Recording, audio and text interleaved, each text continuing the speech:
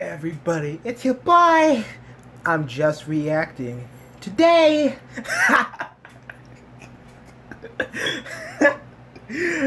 and today, I'm just reacting. Okay, fuck it. No more doing that weird shit. Today, I'm just reacting to another ETU-Animated Stories. You are all getting tired of animated stories, so no, our next reaction will be different. I'm just kidding. Anyway, let's watch. Hi, I'm I got stuck in the popular girl closet for 48 hours. Yes, and you've about to spend 48 months behind bars for invasion. Jim, and I'm going to tell you about the time I had to hide in my crush's closet for 48 hours because her parents caught her having a party at their house. What would you do when the parents of the girl you're crushing on catch you having a secret party and you get kicked out of the house? I get kicked out of the house. I'm not gonna go hide in the closet. Apologize for being caught doing something irresponsible and awkwardly and shamefully make your way out of the house. Right? Or, if you don't have any manners, you sulk and flip off the parents as you exit their abode while calling them lame? Or, if you're an expert at extracting yourself from sticky situations, you'd scramble with the rest of the crowd and blend in, resulting in the parents not even noticing that you were there in the first place. I may not know very much, but the one thing I know for certain is if adults bust a party, you get out of there, not run further back into the house. But that's exactly what I did. That week marked the end of our senior year of high school, and in honor of that time in our lives, Becca decided to have a party. She invited everyone, even me. The awkward dork most known for DMing the town's longest running and only D&D campaign. Oh, and did I mention that this party was meant to take place at Becca's house, where her parents hardly ever went? They worked at a different state and mostly spent their time there. Becca's house was the big pink one. It's at the very top of the hill and has a wicked view of the whole beach. Becca told us I forgot to fast forward all the way to the end so we get no goddamn ads. as we cleaned up after the party, she figured we can get away with a little hijinks. But what was supposed to be just a simple, innocent get-together easily turned into an affair which had too many games of spin the bottle and pairs of people disappearing upstairs. The simple celebration quickly devolved into a pool. I never went to one of these because I'm an introvert and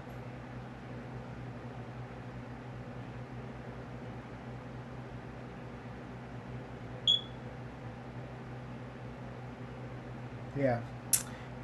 No one's gonna be like, oh my god, I'd rather fuck a penguin than kiss this Billy the Fridge motherfucker. No, I'm just kidding. Party. And soon enough, the house was mostly trashed. There was snacks and plastic cups littered everywhere.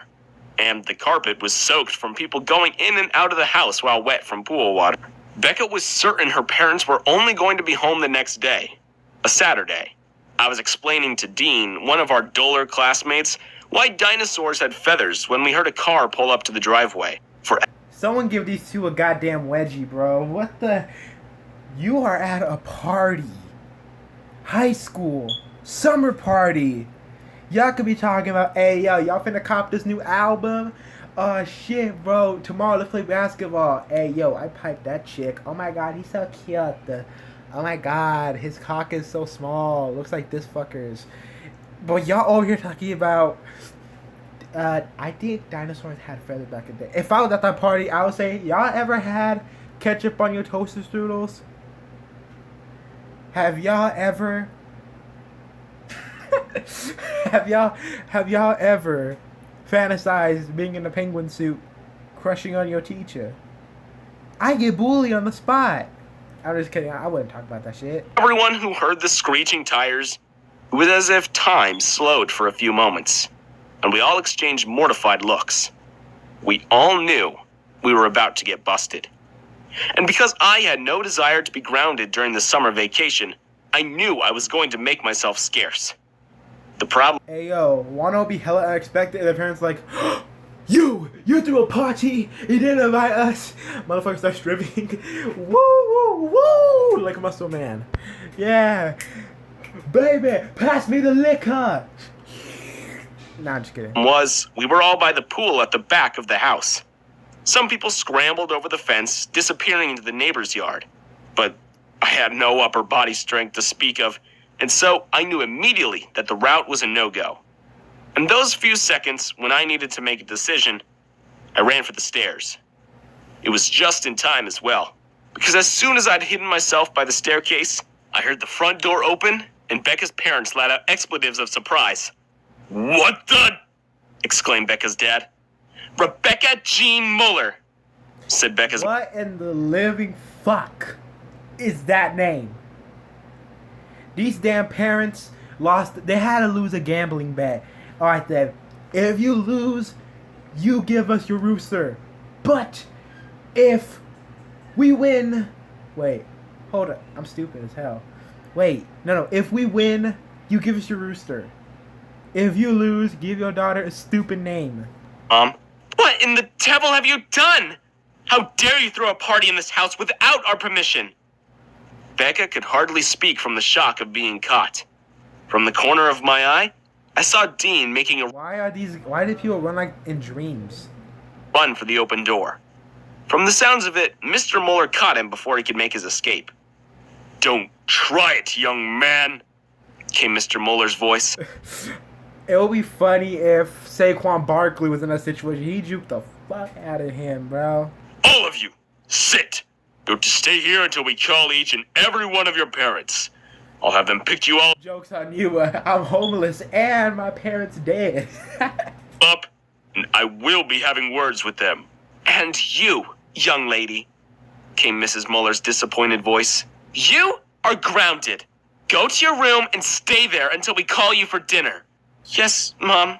Sorry, Mom," was all Becca was able to say. And then my brain began to work again. Upstairs. Her room? Crap! She's gonna see me! And if Becca sees me, I'm gonna have to stay with my other unfortunate classmates who didn't get to escape. And as my parents were significantly stricter than anyone else's parents... I'm gonna let you know that's not your kid. Look, you have brown hair and he has green. His papa's Deku. If they ever found out I was at a secret party, I'd be grounded for the foreseeable future. My fight or flight instincts kicked in, and I chose to fly. Up the stairs, that is. I've seen people go down roofs before, and so I thought I could manage it too. I ran into the first room I saw and made for the windows. I tried to open them, but they wouldn't budge. I tried to lift it open with all my meager strength, but alas, that day was not the day I would make my daring escape from the Muller house. No sooner had I realized I was not going to get the window open than I heard footsteps coming up the stairs. It was Becca, and when I looked around, I realized that I'd inadvertently gone into her bedroom.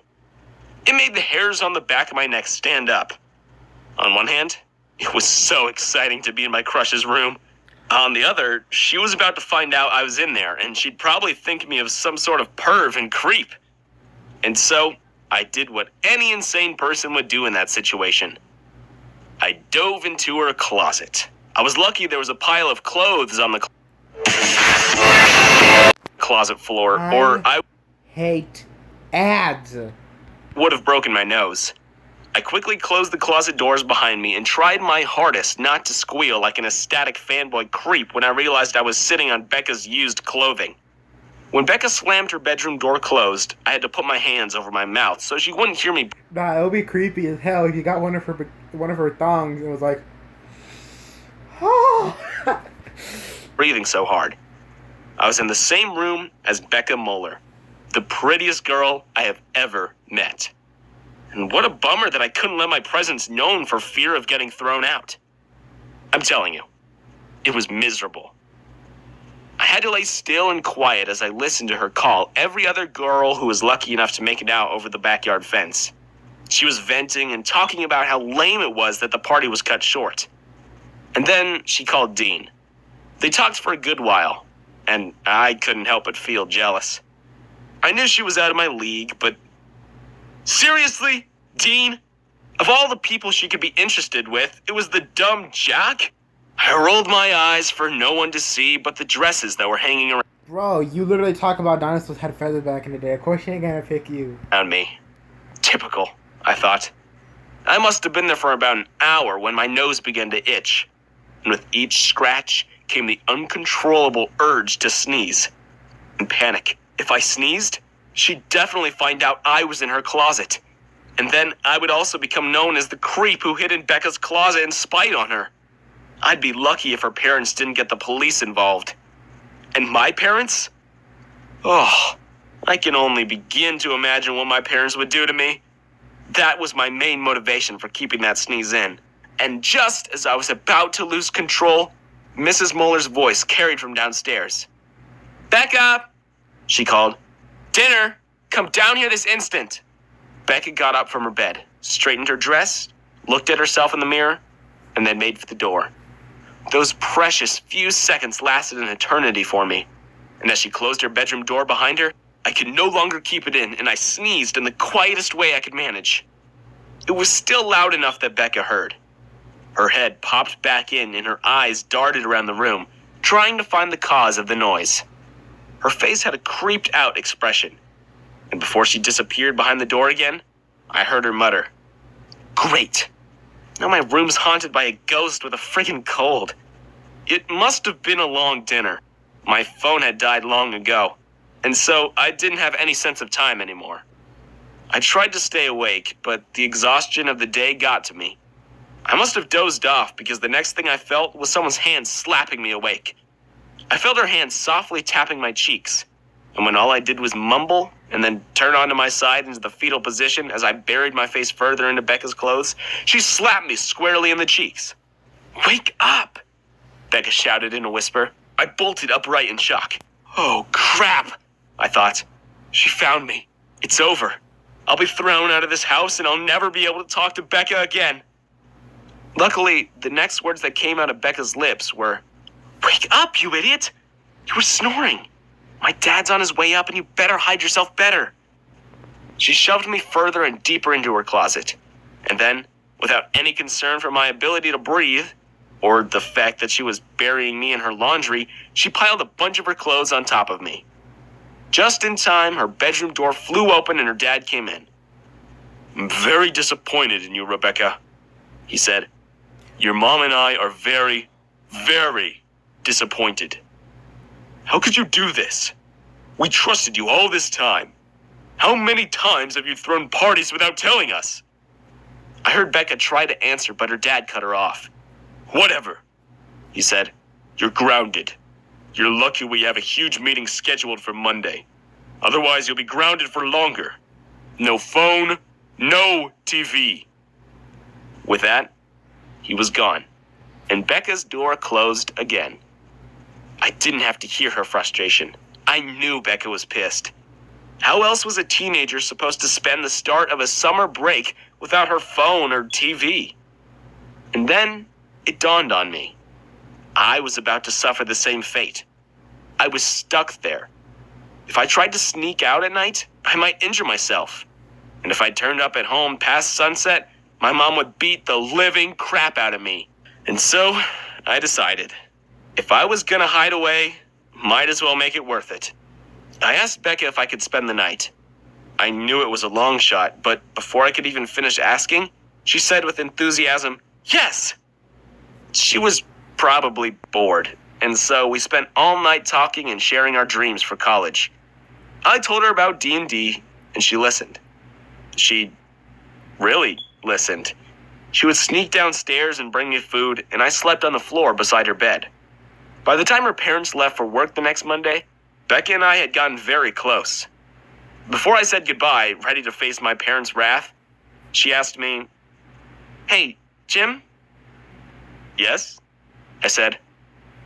"Do you have space for me in your D&D game?" said Becca.